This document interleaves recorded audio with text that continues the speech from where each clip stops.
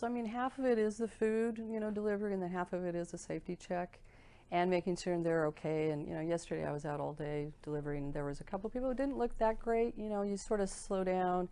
I'd never met them before, so I just have to say, is that their sort of normal slowness? They're 80-year-olds, they're not getting to the door fast, and trying to hand them the meal. You tend to have to walk in and place it somewhere for them.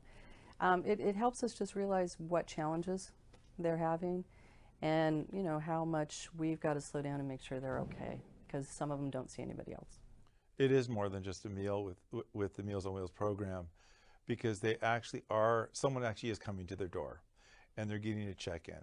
There's an actual person who they're able to talk to, and if there are issues, they might not see a family member for a week or friends, or even longer, especially if they don't have access to transportation or if they don't feel healthy enough to get out of the house. And here we have a person showing up to their door, providing them with a hot meal and talking to them. And if they look under distress, they can actually do something about it. So there are a lot of unintended or secondary benefits to people showing up at someone's door and giving them a meal. We also hear from the seniors' families, because many families want to be involved and they simply can't be there as often as they would like. And we have had many families take the time to write us letters and tell us how much of a relief it is to them to know that we will be there every day to check on their loved one. And in fact, they know also that they will hear from us immediately if a senior was not home, and we expected them to be there. We will call and alert the family immediately, and hopefully that will also prevent somebody from having an emergency that might otherwise lie on their floor or be unwell, or whatever the scenario may be. That family knows that they can count on us to be in contact with them. We can refer them to any other service that they need, and we check on them every day. And that means so much to, let's say, family members who live in a different state and they're not around. They wish they were, but they're not around. So, we check on them, and the seniors want to be in their homes, and we want to keep them there as long as we possibly can, safely. It keeps a lot of people out of rest homes. And,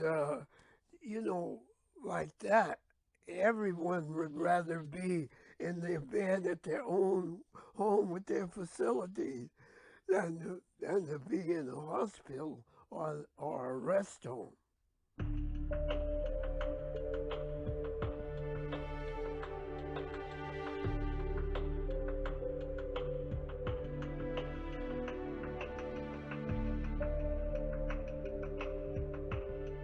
Without this organization, or without organizations like this one, it would have us, overwhelmed with hospital care and adult care for convalescent homes and whatever. I think our programs allow folks to be able to live on their own, and I think that in itself is just better for the self-esteem, as opposed to being, locked up in some convalescent home where you're basically just relying on someone else to do everything for you.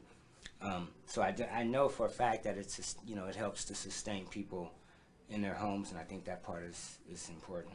It's not only the Meals on Wheels that they deliver, it's the people that they have working for them.